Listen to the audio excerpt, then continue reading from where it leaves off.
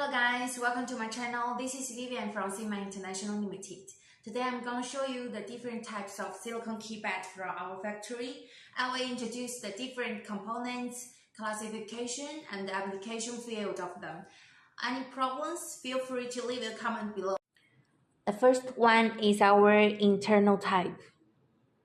We are widely used in telephones, computer keyboards, center console buttons.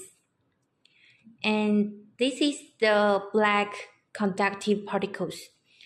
The function of them is conductivity to the product, the final product. Next one is our one-time mode silicone button. This gray silicone button has a major color of gray and a color key next to it. It is produced through a one-time material molding process. There is some overflow glue next to it, and the white characters on it are produced by thin screen printing. The third one is our secondary molding silicone buttons.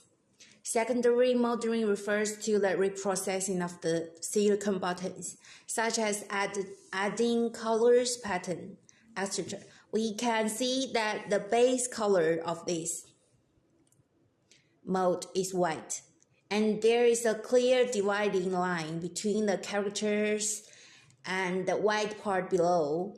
The characters on the top are produced by filling with oil. Silicone buttons are widely used in electronic equipment, mechanical equipment, medical and instrumentation equipment, automotive accessories, and other fields due to their excellent softness, durability, and strong sealing performance. Silicone International Limited can customize different types, sizes, and colors according to the different demands of our customers.